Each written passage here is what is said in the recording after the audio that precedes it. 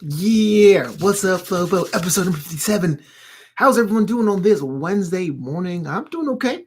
I'm rocking my Wow Women in Wrestling shirt, which I bought the last time I went to a Wow show, which was last September.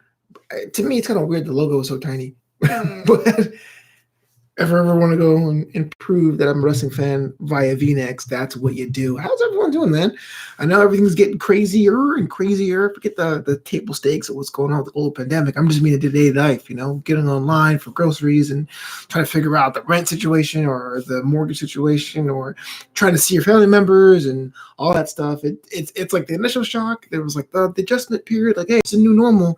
And now we're shifting into the no, for real. Is this the new normal? Like, is this gonna end? That's not playing. Totally understand. Kind of in the same boat myself. I went to the store yesterday for some groceries. Obviously, that's what you go to the store for. But it was interesting to me because I went to the store. I bought like 4 bags worth of stuff, right? Because there was nothing in my house at all. And then as soon as I took it out the bags and disinfected everything and put it in the and put it in the pantry, I felt like the food disappeared. Like I still had nothing. Like I don't know how that even works. I'm not sure that's a thing about the cost of things, the price of things, or maybe we're just like tired of looking at our own cupboards. But to me, it was kind of uncanny that I remember carrying the groceries, I remember putting them up in the pantry, and then I walk in an hour later, I'm like, there is nothing here to consume.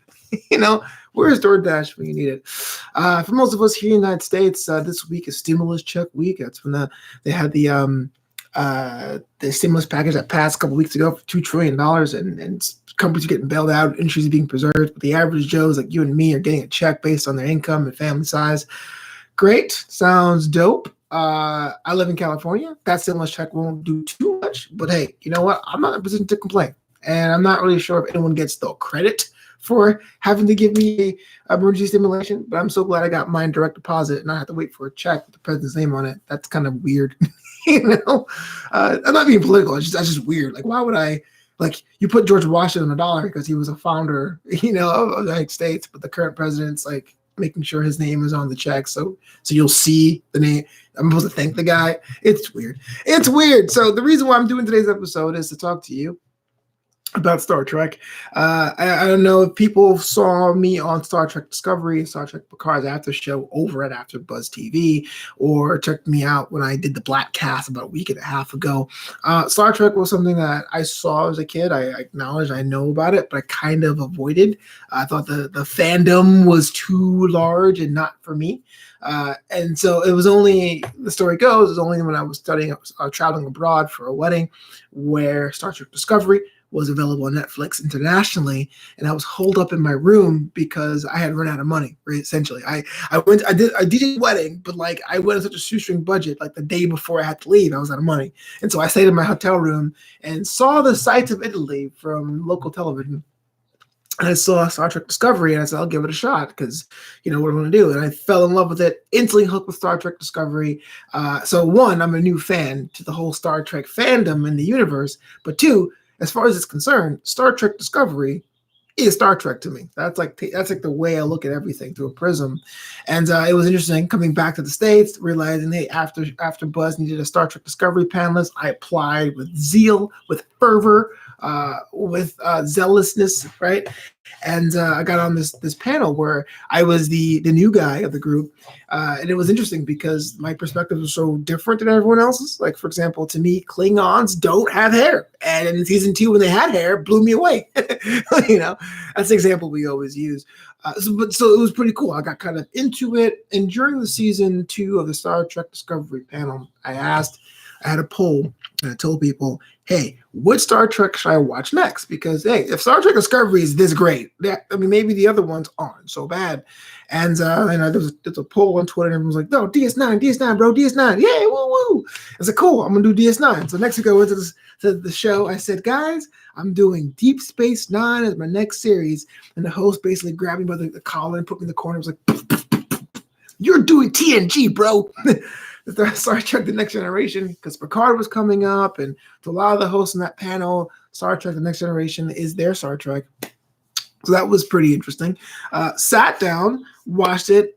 I finished the series last night, all 7 seasons, and granted, I'm not doing the movies because I've seen like the J.J. movies, and I saw like Insurrection and Nemesis back in the day. But I sat and I watched Star Trek: The Next Generation, and it's cool. I mean, I like it better than Star Trek Picard. I feel like the Picard and Next Generation is a whole different Picard we saw in Star Trek Picard, but you can tell TV has changed in a lot of ways.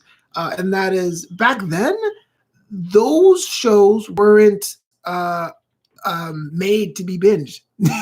Each episode was like an individual individual movie. So it isn't like I'm gonna watch Marvel Daredevil. I'm not gonna watch Jessica Jones, because you can basically, and I did this. My girlfriend was into Jessica Jones, for example, in season 2. We watched the first 6 episodes together.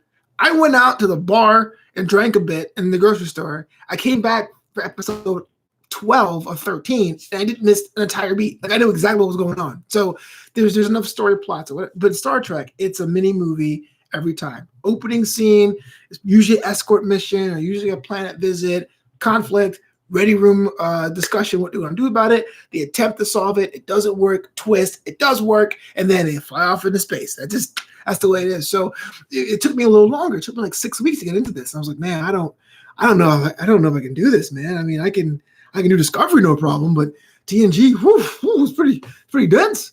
But I don't regret it. It was a lot of fun. I enjoyed it.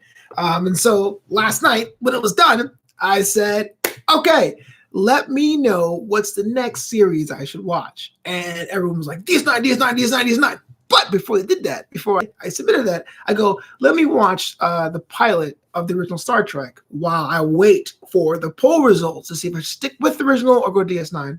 And I watched the original pilot. So apparently this is the pilot that didn't air. This is like the cage. This is like the thing that didn't even air at the time. And that was rough to watch, man. It felt like I was in a museum. Am I dumb? Do I not get this? I felt like I was in a museum. I was like, whoa, this is pretty rough. I don't know if I'm going to be any kind of interested to watch Star Trek, the original series, at all.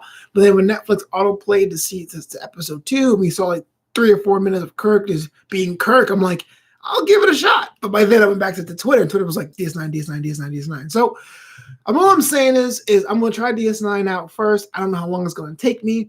And then if I like the original series, I might go there, or I might go to Voyager, or I might go to Enterprise, or just, do a poll or something or what have you.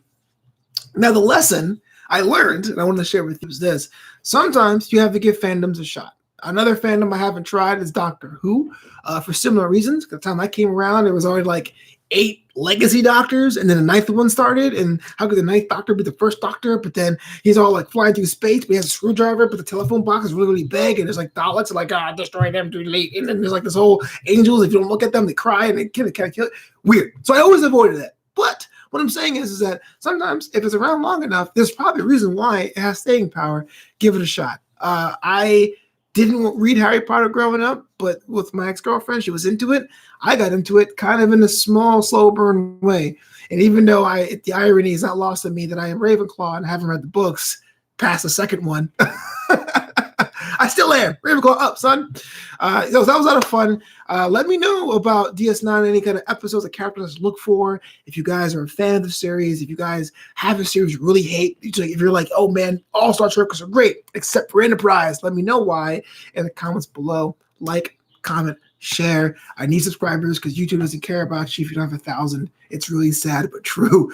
Hey, my name is Flobo Boyce. You can follow me at Flobo Boyce on Twitter, or at Flobito on Instagram, or flobito.com. The Patreon is patreon.com/Flobo Boyce. That's new content there coming this week. And the t-shirt shop is at flobito.threadless.com. Until next time, be yourself and peace out.